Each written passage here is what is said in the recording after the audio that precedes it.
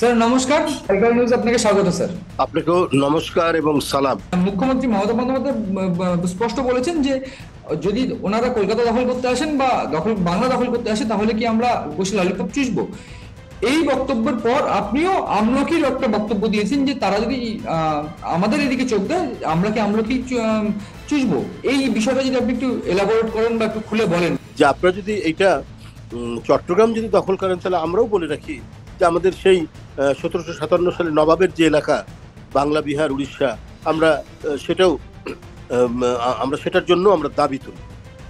Just এই কথাটা আমরা বলেছি এবং উনি বলেছেন এইভাবে যদি তারা আসে তাহলে আমরা কি কি বলে ললিপপ খাবো নাকি। আমরাও বলেছি যে আমরা কি চট্টগ্রাম আসলে আমরা কি বসে বসে আমলকি চুষবো। এটা হচ্ছে রাজনীতিতে হচ্ছে পাল্টাপাল্টি রেটরিকের মতো। এটা বলেছেন আমরা স্বাধীন সার্বভৌম কোনো দেশ দখলও করতে চাই না, এবং কেউ যদি আমাদের দেশ দখল করতে আসে আমরা সেটির জবাব দিই উপযুক্ত হবে। এমনকি আপনার মুখেও শোনা গিয়েছিল দিল্লি দখল করতে প্রস্তুত। স্যার আপনার কি মনে হয় যে যুদ্ধ বাদলে বাংলাদেশের সঙ্গে ভারতের যুদ্ধ বাদলে সেটা শুভকর হবে এবং সেখানে বাংলাদেশ কতটা যুদ্ধ সামগ্রী বা সামরিক দিক থেকে উন্নত? এটা কারোর জন্য শুভকর হবে না, এটা কারোর জন্য শুভকর হবে না। এটা না বাংলাদেশ না ভারত, আমরা এটা এটা কখনোই মঙ্গলজনক হবে না। তবে হ্যাঁ, আমাদের অবসরপ্রাপ্ত সামরিক কর্মকর্তারা যেটি বলেছেন সেটিও আমি মনে করি তারা বলেছেন ওই কথার পরিপ্রেক্ষিতে। যখন বাংলাদেশে তার সার্বভৌমত্বের উপর হুমকি আসে তখন তো বলবেই। অবসরপ্রাপ্ত সামরিক কর্মকর্তা কেন, সামরিক কর্মকর্তা যারা জবে আছেন তারাও বলবেন, সাধারণ মানুষ বলবেন, এদেশের ইন্টেলেকচুয়ালরা বলবেন, সুশীল সমাজ বলবেন, মানে নানা শ্রেণী পেশার মানুষই তার দেশ রক্ষার জন্য এই কথাটি বলবেন। বাংলা জুড়ে, বাংলাদেশ জুড়ে এত ভারত বিদ্বেষ কেন স্যার? এটা এটা এটা কারণটা হচ্ছে আপনাদের যারা পলিসি মেকার মানে কেন্দ্রে আছেন তাদেরকে একটু জিজ্ঞেস করুন যে কেন বাংলাদেশ জুড়ে এই ভারত বিদ্বেষ সৃষ্টি হয়েছে। এর আগে তো ছিল না। এটার তো একটা ইতিহাসও আছে, ইতিহাসের ধারাবাহিকতায় আমি সেটা যাব না। যে আমাদের অভিন্ন পানির নদীগুলো সেটার আমরা ন্যায্য হিস্সা পাই না। আমাদের যে সীমান্ত ভারত বাংলাদেশ সীমান্ত পৃথিবীর মধ্যে সবচেয়ে বেশি বিপজ্জনক সীমান্ত। এখানে ফেলানির লাশ ঘুরে থাকে প্রতি একদিন দুই দিন পর পর মানুষ সেখানে মারা যাচ্ছে। এক বছর বা দেড় যুগের যে ঘটনা দেখা গেছে যে এখানে একটি রাজনৈতিক দল ক্ষমতায় আছেন, বিনা ভোটে আছেন, জবরদস্তিমূলক ভাবে আছেন, এবং সারা বিশ্বের লোক তার জানে যে যে ব্যক্তিটি ক্ষমতায় আছেন তিনি জবরদস্তিমূলক ভাবে আছেন।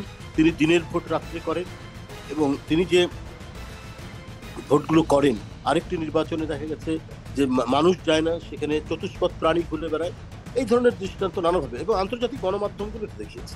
তো এই ধরনের একটি সরকার এবং তাদের নির্বাচনকে পৃথিবীর কেউ স্বীকৃতি না দিলে পরে সন্ধ্যের সময় দেখা যায় ভারত বলেছে, মানে মানে ভারতের আমি বলবো যে অফিসিয়ালি যে স্টেটমেন্ট করা হয় যে সুষ্ঠু নির্বাচন হয়েছে এবং তারা সমর্থন করছে। তো এটা তো বাংলাদেশের মানুষ তাতে ক্ষুব্ধ হচ্ছে যে তারা বাংলাদেশের মানুষের সাথে নয়, বাংলাদেশের মানুষের সুখ দুঃখের সাথে নয়, তারা শুধুমাত্র একজন ব্যক্তিকে, এবং যিনি অত্যন্ত ভয়ঙ্কর নিষ্ঠুর সেই একজন ব্যক্তিকেই তারা পছন্দ করে। স্যার শেখ হাসিনা দেশ ত্যাগের পর কিন্তু ভারতীয় মিডিয়ার বা ভারতের কিন্তু খুব যে মাথা ব্যথা ছিল তা কিন্তু নয় স্যার, কিন্তু যেটা মাথা ব্যথার কারণ হলো সেটা হচ্ছে সংখ্যালঘু নির্যাতন, এবং যার পর কিন্তু ভারত ক্রমাগত একটা আমি সম্প্রচার করতে থাকলো। এই যে প্রসঙ্গ, এই প্রসঙ্গকে আপনি এড়িয়ে যেতে পারেন স্যার, যে সংখ্যালঘু নির্যাতন? এটা হলো ভারতের পলিসি মেকার এবং কিছুটা আমার মনে হচ্ছে কয়েকটি ওই যে মিডিয়া আউটলেট, ওদের কিন্তু মেইন স্ট্রিম থেকে আমি এই ধরনের কথা শুনিনি, দুই একবার তারা বলেছে। কিন্তু এর মধ্যে তো অনেকেই আজকে সর্বোচ্চ প্রযুক্তির কারণে সবাই সবার খবরটা রাখে যে কতটুকু কি হচ্ছে। কোথাও যদি কারো বাড়িতে আক্রমণ হয় সেই আক্রমণের ভাঙচুরের দৃশ্য সাথে সাথে সারা দুনিয়া দেখতে পারে। এইখানেই তো সমস্যাটা সৃষ্টি, যেটা বললেন না যে ভিডিও ভাইরাল হয়ে যাচ্ছে বা ভিডিও চলে যাচ্ছে, সেইখানে স্যার দেখা যাচ্ছে গতকালকেই কিন্তু শফিকুল আলম যিনি প্রেস সচিব ডক্টর মোহাম্মদ ইউনূসের, সেখানে তিনি বলছেন 88টা মামলা হচ্ছে হিন্দু নির্যাতনের, সংখ্যালঘু নির্যাতনের, এবং 100 জন প্রায় গ্রেফতার এই ঘটনা, এই গোটা ঘটনায়।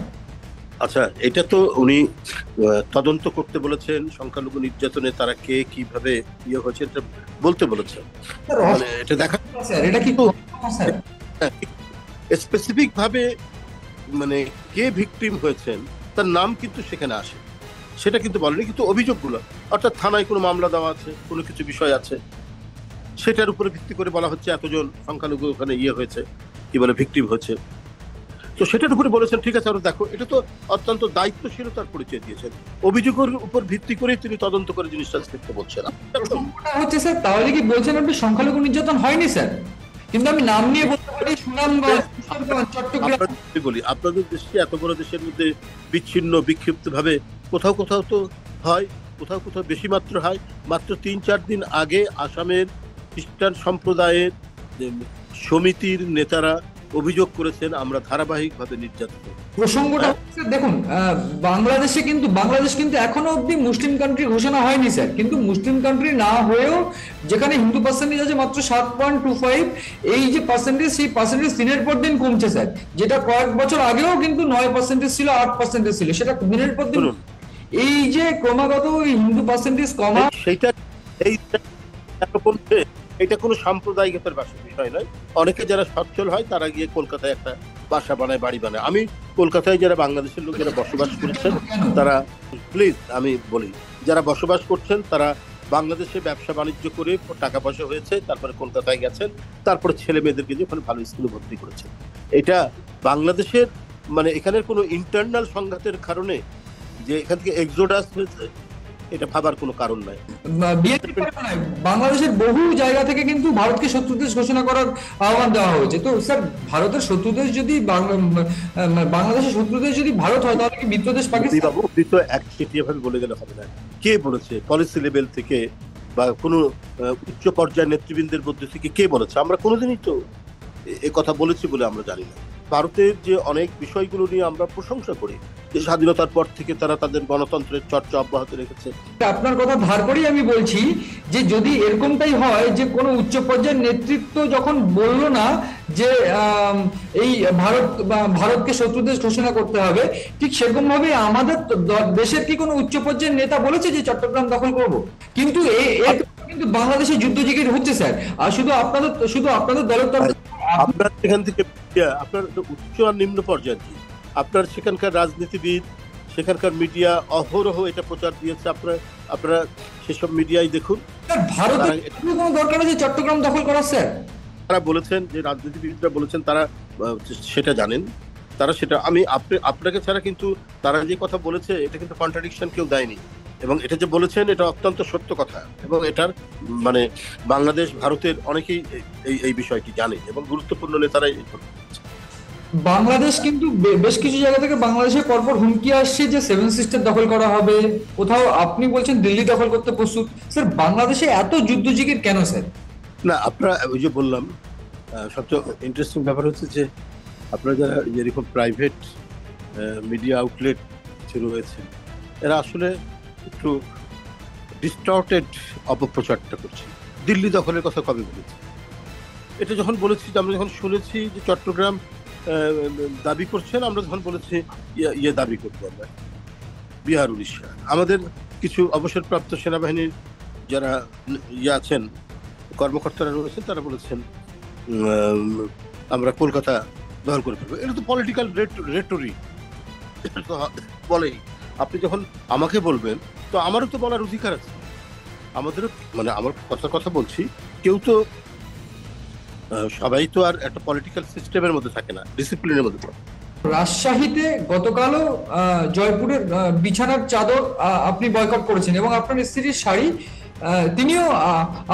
আপনি সেটা স্ত্রীর শাড়িও বয়কট করেছেন, ভারতীয়। তো স্যার, 1971 সালে ভারতের অবদানকে ভুলে গেলেন? যে ভারত এই 15-16 বছর যে আচরণ করেছে, এটা হচ্ছে ওয়ান ওয়ে ট্রাফিকের মতো। শুধু শেখ হাসিনা 1971-এর অবদানকে ভুলে গেলেন স্যার? 1971 সালের অবদান কি ওইটাই মানে একপাক্ষিক আপনারা অবদান রেখেছেন বলে আমাদেরকে আজীবন অনুগত থাকতে হবে, কৃতদাস থাকতে হবে? এইটা ভাবলে তো এটা ভুল হবে। আমরা তো এই দেশের লোক তো 30 লক্ষ লোক মারা গেছে। যদি ভারত সীমান্ত বন্ধ করে দেয় স্যার, তাহলে কি বাংলাদেশের সেটা খুব লাভজনক বা খুব সুখকর হবে বিষয়টা? এটা মেনে নিতে হবে যে ভারত হত্যা করবে, সন্ত্রাস করবে, ওটাই মেনে নিতে হবে, সেটার প্রতিবাদ করা যাবে না। এবং এই ব্যাপারে পারস্পরিকভাবে দুই দেশ বসে পারস্পরিক আলাপ আলোচনার মধ্যে দিয়ে এই যে রক্তঝরা সীমান্ত, এই রক্তঝরা সীমান্ত আমরা যদি শান্তিপূর্ণ সীমান্তে আমরা এটা গড়ে তুলতে পারি না, ওই প্রশ্ন আসছে আপনারা বন্ধ করে দেওয়া, আপনার যেতে না দেওয়া, আমরা এখানে ঢুকতে দিব না। বিভিন্ন পলিটিক্যাল নেতা বলুন বা এই অন্তর্বর্তী সরকার বলুন বা আপনি যারাই বলুন, তাদের মনে ভারত বিদ্বেষ বা ভারত নিয়ে যে যুদ্ধ জিগির বা ভারতের সম্বন্ধে যে বিদ্বেষ, এই বিদ্বেষটাই তো একটা অন্যতম কারণ এই ঘটনাগুলো তৈরির। না, ভারত বিদ্বেষ বলে তো কোনো কথা নেই। ভারতের প্রতি মানুষ সমালোচনা মুখর হয়ে উঠছে।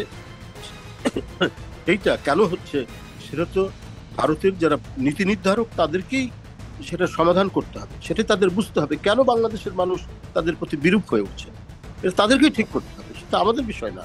আপনার মুখে ভারত বয়কটের ডাক, আপনি স্ত্রীর শাড়ি জ্বালিয়েছেন, আপনি বলেছেন বাংলা বিহার উড়িষ্যা দখল করব, আপনি বহুল চর্চিত ব্যক্তি। স্যার, আপনি আগামীতে যদি বিএনপি সরকার ক্ষমতায় আসে, সেক্ষেত্রে ভারতের সঙ্গে বাংলাদেশের সম্পর্কটা ঠিক কিরকম হবে? আমাদের সাথে যখন বিএনপি ক্ষমতায় ছিল কয়েকবার কেমন ছিল? ভারতের সাথে কি আমাদের বাণিজ্যিক, অর্থনৈতিক, সাংস্কৃতিক লেনদেন হয়নি? সবসময় হয়েছে এবং বেশি হয়েছে।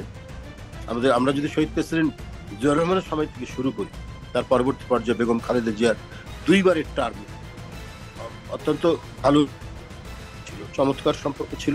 স্যার, ক্ষমতায় আসলে যখন সম্পর্ক রাখতে হবে, সেক্ষেত্রে ভারত বিদ্বেষ কেন এত? স্যার, আপনার মুখেও ভারত দিল্লি দখল করবেন এরকম একটা উক্তিও আপনার থেকে পাওয়া গেছে। স্যার, সেটা দখল করার কথা, ভারতের দিল্লি দখল করার কথা বলা হয়নি, বাংলা বিহার উড়িষ্যার কথা বলা হয়েছে, সেটা দখলের কথা বলা হয়নি। আমরা দাবি করব, যেহেতু চট্টগ্রাম দাবি করা হয়েছে, এই কারণে আমরা ওই কথাটা বলেছি। সুতরাং আপনারা যদি বলতে পারেন তাহলে আমরা বলতে পারবো না কেন? অন্য আপনি বলছেন, রাইট? তো দেখুন, এটা আমরা শিখেছি মানে আপনাদের নেতাদের কাছ থেকে। স্যার, আপনাদের হার্টের চিকিৎসা করি। আমি পয়েন্টটা বলে নেই, আপনাদের নেতাদের কাছ থেকে শিখেছি ব্রিটিশ বিরোধী আন্দোলনের বরেণ্য যে সমস্ত নেতৃবৃন্দ ছিলেন, আপনাদের দেশবন্ধু চিত্তরঞ্জন দাস, নেতাজি সুভাষ বোস, মহাত্মা গান্ধী, এরা ব্রিটিশ পণ্য বর্জনের যে কর্মসূচি তারা পালন করেছিলেন। কারণ ব্রিটিশ এদেশে শাসন করছে, শোষণ করছে, ব্রিটিশ একটা বৈরী শক্তি হিসেবে আবির্ভূত হয়েছে। তাদেরকে শান্তিপূর্ণভাবে এই জায়গায় দাঁড়িয়ে ভারত বাংলাদেশের পাশে যখন পাকিস্তান শোষণ করছিল,